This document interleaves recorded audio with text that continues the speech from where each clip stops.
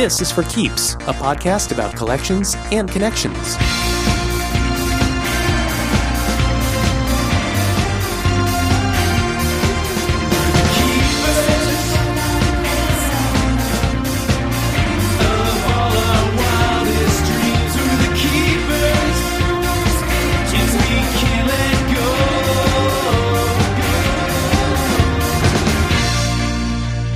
I'm David Peterkowski. This collector's story features rare items that span the globe, from Victorian England to the Hawaiian Islands to the high seas. It's a tale of intrigue, with the collector literally crawling through antique stores and outbidding the competition in heated auctions to score coveted items for his collection. And at the heart of this story are some rather unlikely collectibles that are surprisingly rich in history. Artifacts that put a spring in this collector's step, once he gets his shoes on, that is. The man in question is Dr. Forrest Tennant, and he's a longtime physician and researcher who's distinguished himself in areas such as pain management and substance dependence. Based in West Covina, California, he's had many achievements over the course of his life. He ran a pain management clinic for more than 4 decades. He was West Covina's mayor for a time, and his drug testing and drug education consultancy once had the National Football League and baseball's Los Angeles Dodgers as clients. But all of those adventures may just be footnotes compared to what he's achieved as a collector. Dr. Tennant, who's now in his early 80s, has devoted much of his free time to pursuing a collection that some would say is a shoo-in for the honor of the most unique one ever featured on this program. Over the past several decades, the good doctor has amassed what may be the world's largest collection of shoehorns. Yep, those little tools that help you slip into your loafers have captured Dr. Tennant's heart, if not his soul's. And he's quick to point out that, over the centuries, aspects of human history have been reflected in the designs and even the ornamentation of shoehorns, if you're willing to view them as anything other than pedestrian. And where better to do that than at the Tennant Shoehorn Museum, which Dr. Tennant operates in West Covina. If you make an appointment, you can visit his museum and experience quite a bit, including some of the world's oldest shoehorns, dating back to the 15th century, brass and wrought iron shoehorns from the Elizabethan era, metal shoehorns that were produced during the Industrial Revolution, and vibrantly decorated shoehorns that reflect the styles and tastes of the Victorian era. Dr. Tennant also has handcrafted shoehorns from Hawaii and Puerto Rico, shoehorns made by sailors on whaling ships, and much more. In our conversation, Dr. Tennant revealed the cold-weather destination where he first dipped his toe into shoehorn collecting, where the term shoehorn actually comes from, and why he thinks the Roaring '20s may have been the shoehorn's shining moment. And, as a lifelong grammar nerd, I got to the bottom of one of the shoehorn's biggest mysteries. And what's the preferred treatment of the term? Is it one word or two, in your opinion? I've seen it used both ways. I've been using it as one word, but I have seen it done both ways. But we've stuck with the one word just to make it easier. You prefer to shoehorn the words together? Yes, yes. Dr. Tennant's shoehorn collecting odyssey began in earnest in the 1980s, when he was frequently on the road setting up crime and diagnostic laboratories for drug testing. And one day I was getting ready to leave, and my wife, as I was packing my suitcase, said, "What are you going to do with all those shoehorns in your closet?" And I never really had thought about it, but I looked in my closet, and sure enough, I had a bunch of shoehorns, the kind of shoehorns that, they give some guy who has everything. And so people had given me, shoehorn with a back scratcher on it, or a golf club, or horse's head. And then I had, over the years, had collected all my metal shoehorns whenever I bought a pair of shoes. And so I said, gee, I don't know. I didn't even realize I had so many. On a fateful work trip to Alaska, Dr. Tennant stumbled onto an item in a local store that was too good to pass up. My host took me out to a little peninsula where there was an Eskimo gift shop. And I was going through the gift shop, and they had a lot of ivory in the gift shop. And, of course, the Eskimos at that time, had made a lot of gifts from walrus ivory. And I looked in a cabinet, and there was a little shoehorn made of ivory, and it had a little pendant attached to it of a caribou. And I asked the young lady who was tending the shop, how long has that been there? And she said she didn't know. She had worked there about 6 months, had been there all that time. And I said, has anybody ever been interested in it? She said, well, not really. That's why it's still here. And I said, well, how much is it? She said, $10. And I got to thinking, well, I got a whole bunch of other shoehorns. I'll just buy that. So I bought this shoehorn. And I was, at that time, was starting to ask myself, I'm traveling all over the country. I'm going to a lot of towns and places I'll never probably see again. I really ought to collect something that I can put in my briefcase and take home. So I took home the little shoehorn. And with that, Dr. Tennant's passion for shoehorn collecting began to gain traction.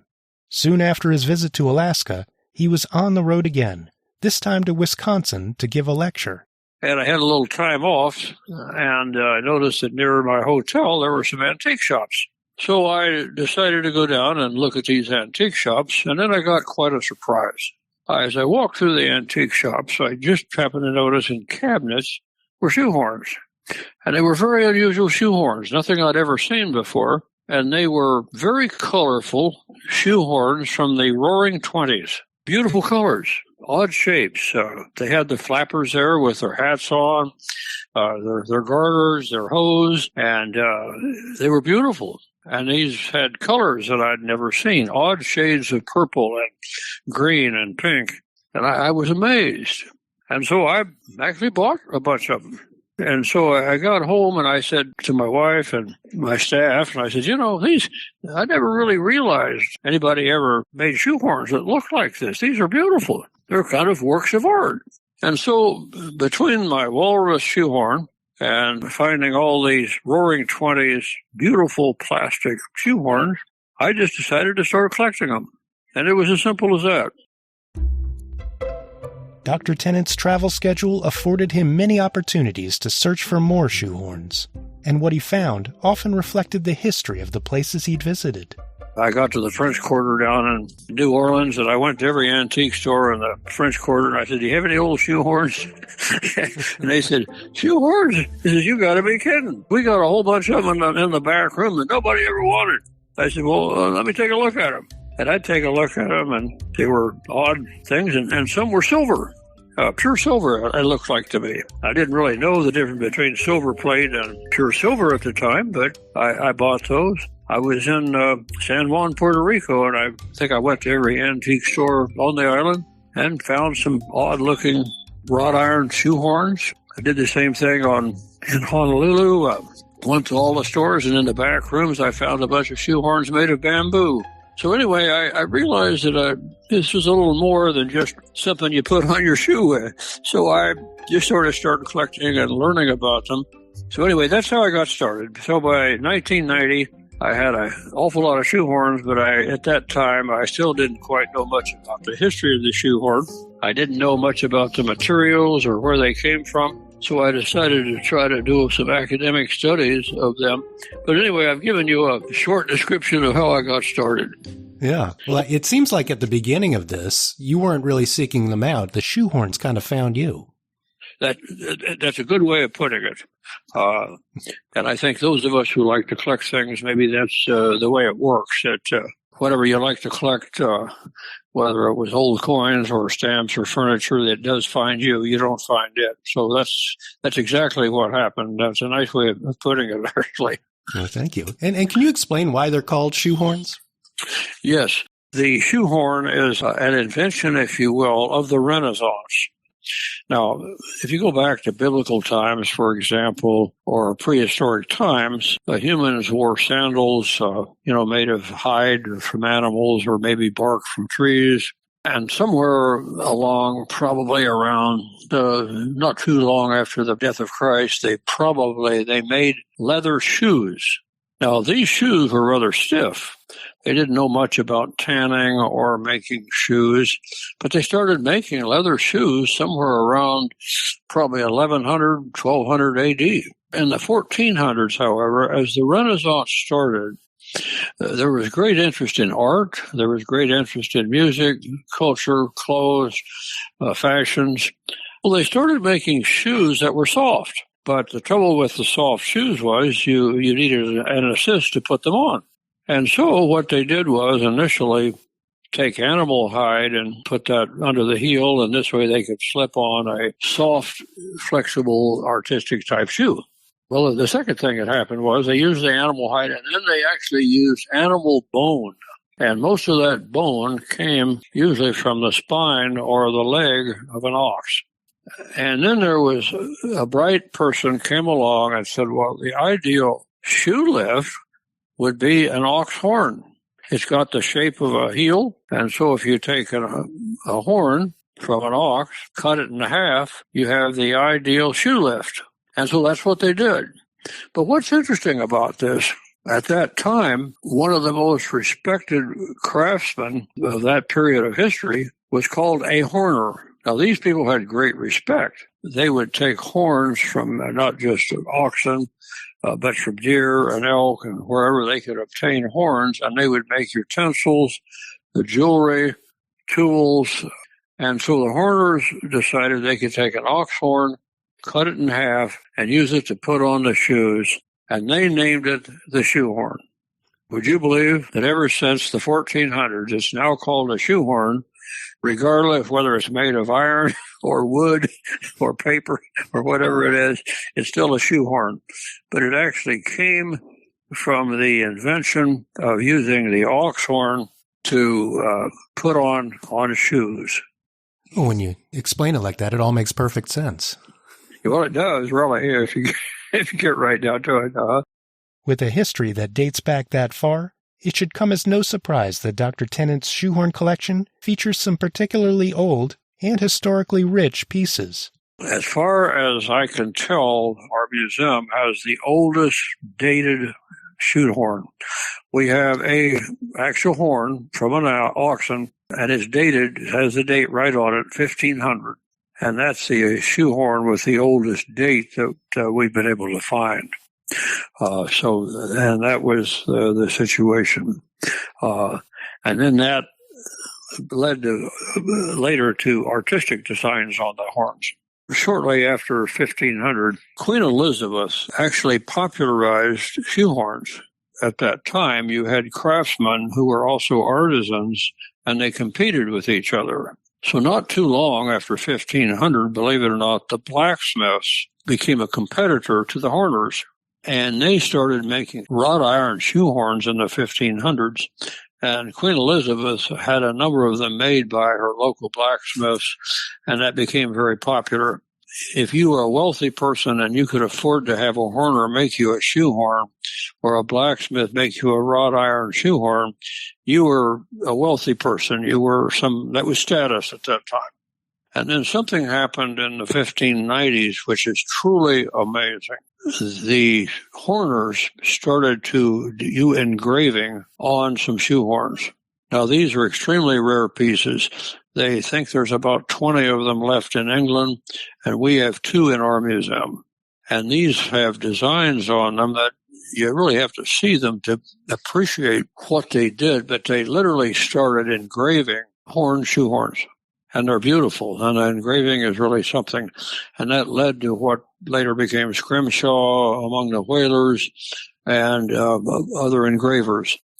And so collectors like myself have put them into museums to save for posterity.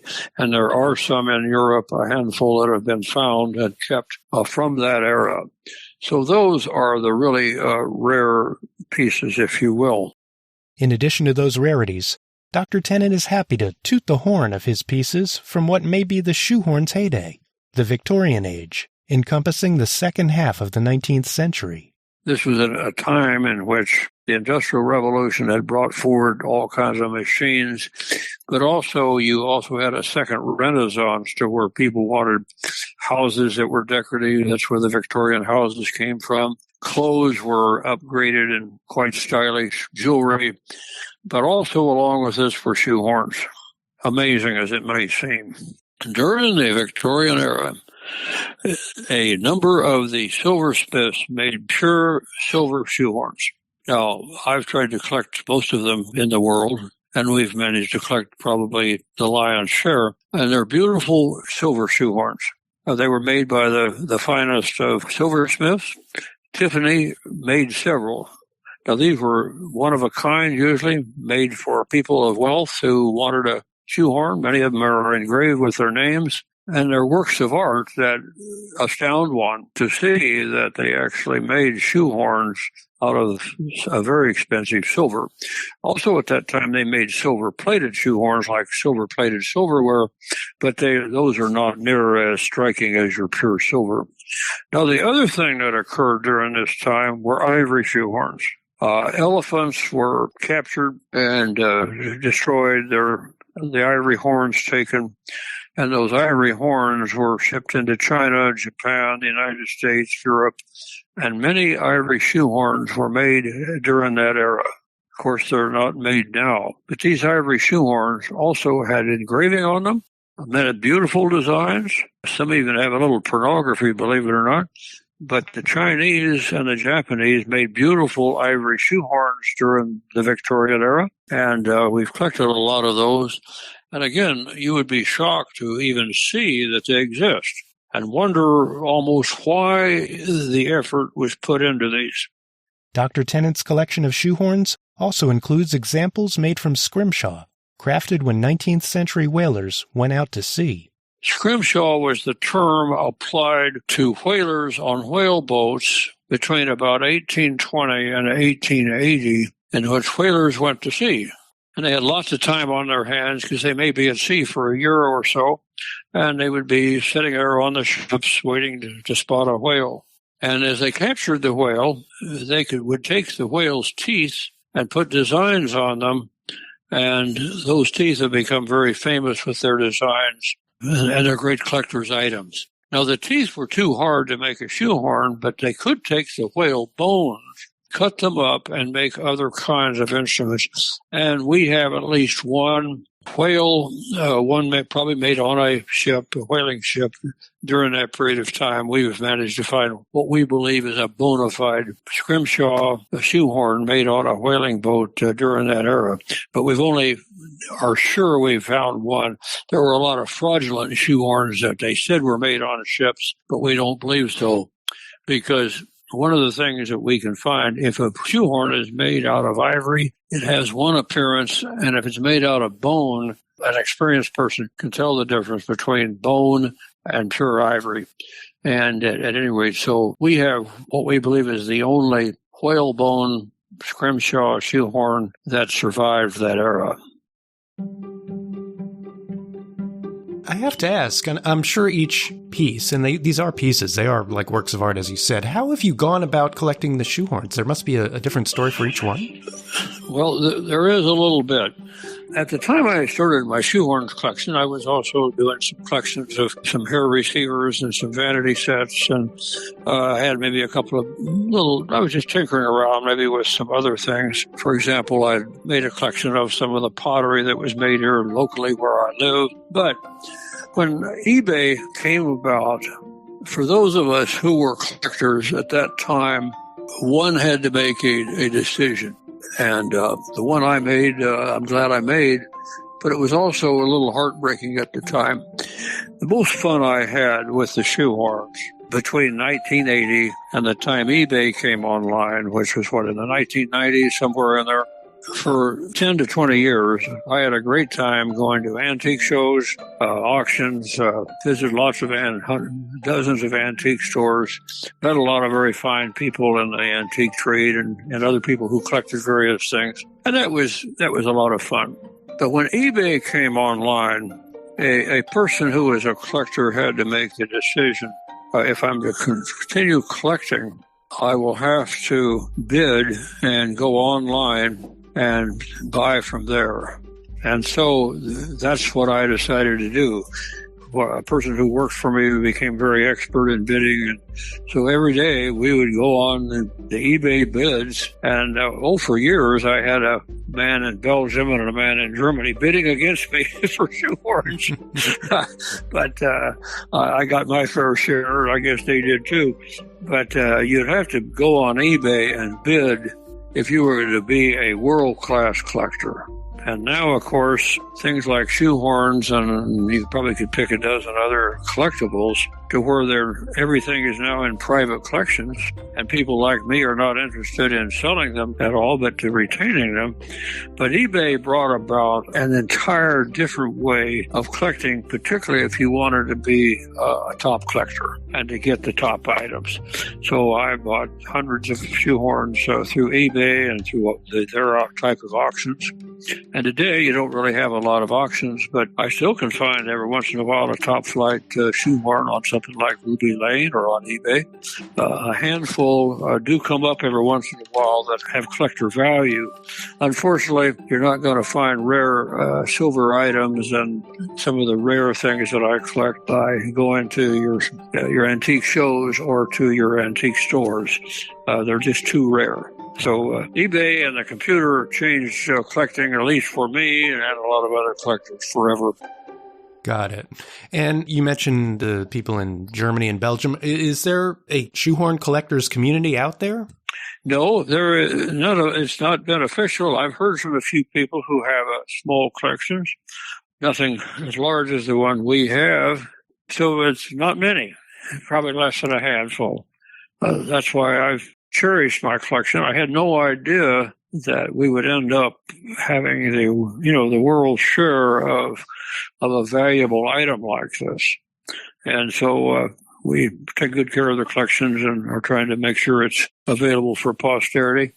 And I hope other collectors are doing the same, because if you don't have people who are willing to put some time, emotions, and money into collecting an item, they just disappear.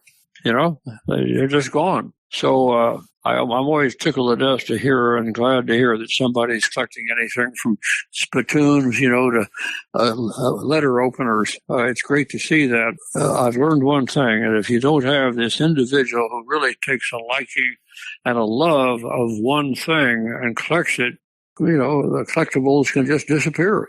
And that's unfortunate. Of course, there's no imminent danger of Dr. Tennant's shoehorn collection disappearing, thanks to his foresight in creating the Tennant Shoehorn Museum, which opened in late 2022. We live in West Covina, California, and it's a suburb of L.A. that was formed mainly after World War II, where the veterans settled. But we're a bedroom community. And so my wife and I purchased the oldest commercial building in our town. And it was built in the 50s, and it was a 2-story old Spanish-style building.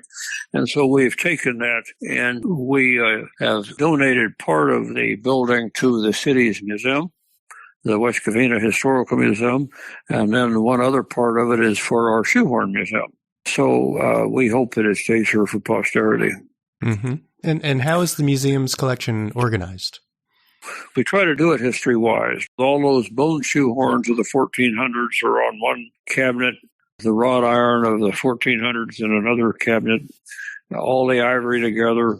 And so we've tried to group them by history with what was popular, started off in the 1400s and then the 1500s, 1600s, and tried to bring it forward up until this century. Of the ones he's got from the last century, Dr. Tennant is especially intrigued by the shoehorns that he says are examples of what's known as trench art. In World War I, soldiers were in the trenches in Europe, and they had lots of time on their hands, and so they would take artillery shells and cut them up and make various pieces of jewelry or other instruments.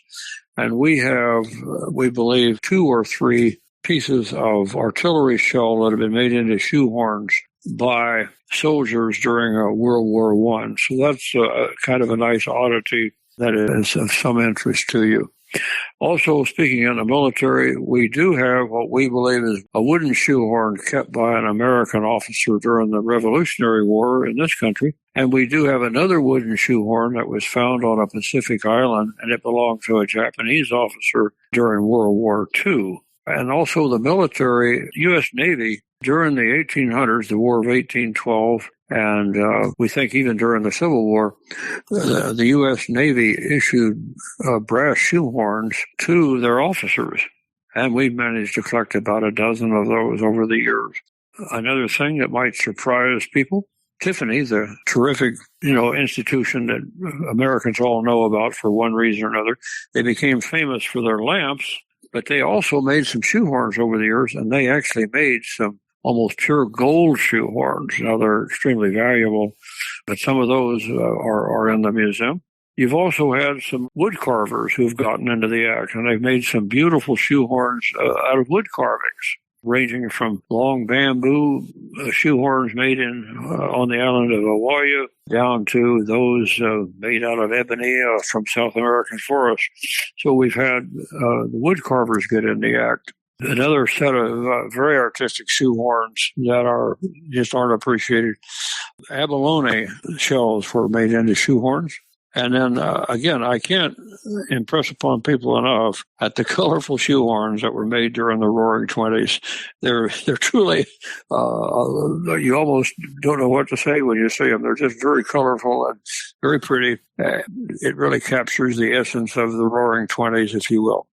And if an award could be given for the largest shoehorn, it might go to one example made from ivory that looms large in the collection. We do have one ivory shoehorn that's about 2 or 3 feet long, over 2 feet long.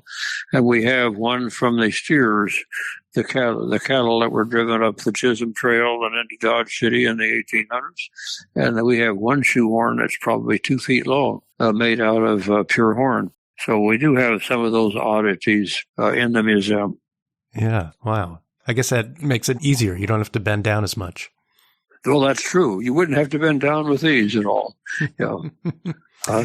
And I have to ask what I call the suffering spouse question. At any point, did your wife wonder why you were doing all this, or was she always on board? Yeah, I think right from the start.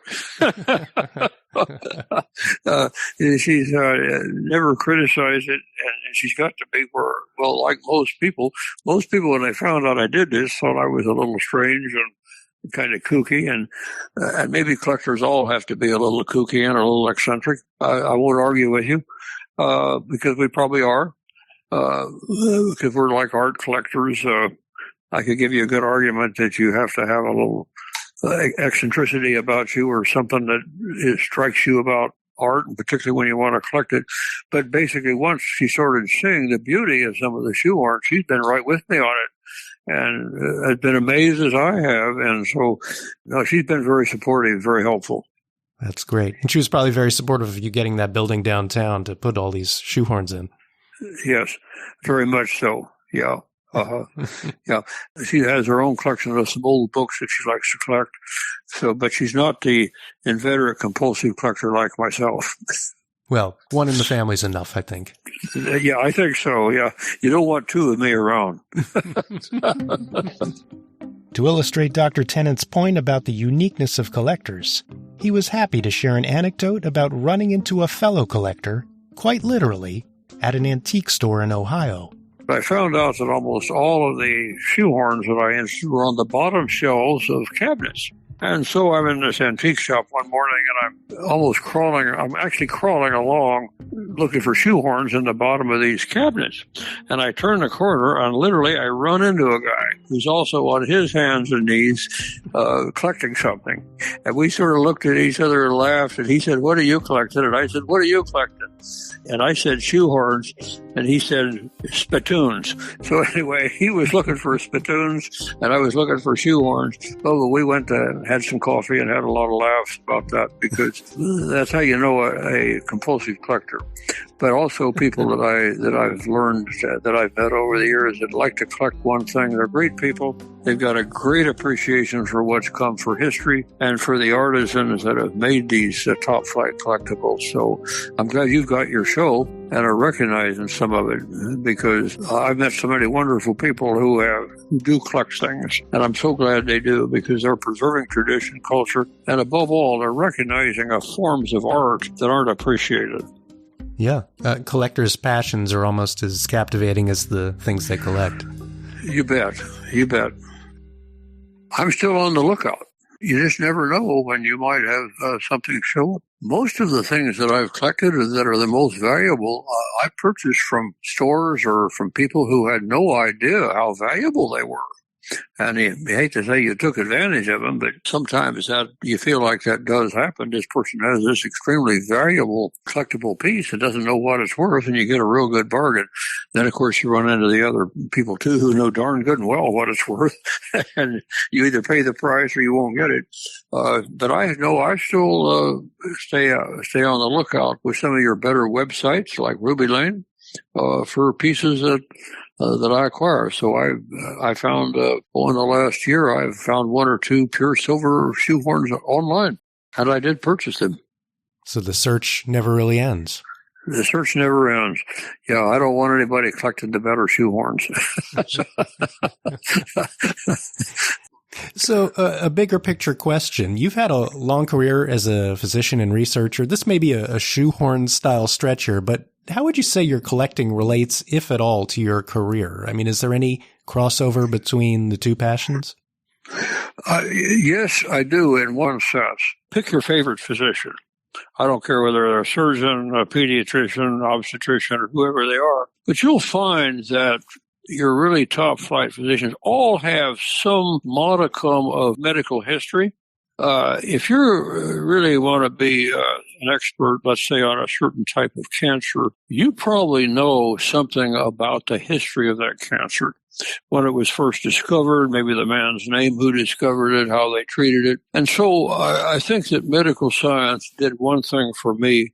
It gave me an appreciation of history. My medical school made us take a class in medical history, and they kept a museum in my medical school, which was the University of Kansas. And you'd see there the old tools from past centuries, and you'd see some of the history. So you started to associate history with collectibles, with tradition, and with the essence of how inventive and how artistic humanity's really been. So I think there is that connection, if you will. My guess is if I had not become a physician, I wouldn't have ever collected the shoehorns. I wouldn't have appreciated the long history and the dedication that these people had over the centuries. So, and it's a very interesting question you've asked me. Nobody's ever asked me before, but I've thought a lot about it. From that point of view, I think that as a professional person, you may develop that kind of interest in history and art in one profession and put it to work in another. Mm-hmm. I think the through line might be curiosity. Yes, you've got it right, huh? Yeah. You bet. So one last question for you. Surely. These shoehorns are going to outlast all of us. So do you have any long-term plans for the collection and your shoehorn legacy, so to speak? Yes, I do. I hope to leave it to my foundation, and I'm hoping that my foundation board members, after my death, and after my wife and I are gone, that they will maintain the collection and maybe even some of the lesser collections I have. People who have these great collections, a lot of people have died and not made arrangements for their posterity. And the next thing you know, you've got some bunch of valuable antiques or collectibles at some estate sale. And that's unfortunate a lot of times because a lot of those things should be preserved rather than dissipated throughout the country. I agree. And the museum itself, it's open by appointment only, is that right? Pretty much. I'm not here a whole lot, but I love to show the museum, and once or twice a month we open it up here for some in the local community. But I've traveled so much and I've gone so much, I haven't been able to promote it or talk about it near as much as I'd like. Interesting enough, I am working on a book on shoehorns, on the history and art of shoehorns. It's been my belief if I don't get it into pictorial history form and onto Amazon, the whole, my efforts could die. And so I want to make sure that people know something about the history. For example, I'd never realized that there was a guild at one time of great prestige in society called the Horners Guild. Never realized what the whalers really did on boats, or the great engravers of China. So a lot of these things I do want to preserve, and I think between the museum and maybe a book, I feel I'm obligated to do that. Well, not obligated, but I just think it's the right thing to do. If a person has the interest and is willing to dedicate some time, emotions, and money to doing a collection, they ought to preserve it in every way they can, both in book form as well as museum form. Yeah. Pursue the passion and share the knowledge. You bet. You bet. Yeah, I just love to go see a museum where somebody's collected barbed wire or toilet seats or whatever. So, send me their phone numbers, please. Well, Dr. Tennant, we have shoehorned a lot here into our time, but we're out of time, so I want to thank you for filling me in on your one-of-a-kind collection of shoehorns. This has been fun. The pleasure's been all mine, and I appreciate what you're doing. And I guess you can tell I'm a great fan of collectors everywhere. Uh-huh. And I'm just jealous that I couldn't collect everything. So anyway, it's been great being interviewed, and I appreciate your interest. You bet. Okay, thanks again. My pleasure. Bye-bye.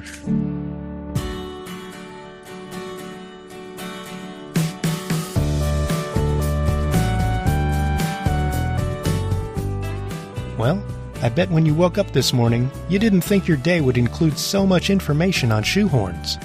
You're welcome. And don't forget, if you're ever in West Covina, California, Dr. Tennant's museum is open by appointment only. But if you call ahead, Dr. Tennant will likely conjure up some shoehorn spirit and squeeze you in. For Keeps is a production of me, David Peterkowski. My thanks to Dr. Forrest Tennant for sharing his unmatched knowledge of shoehorns and for giving us the backstory on the Tennant Shoehorn Museum and its 3,000-piece collection. At forkeepspodcast.com, you'll see photos of Dr. Tennant, as well as some of the standout shoehorns from the museum. And in the show notes, you'll find a link to the museum's website, as well as ways to reach them by phone. The show's theme song is by Still Flyin, and the closing theme is by Eric Frisch. Additional music for this episode was by Blue Dot Sessions. Thanks for listening to For Keeps. Until next time, keep on keeping on.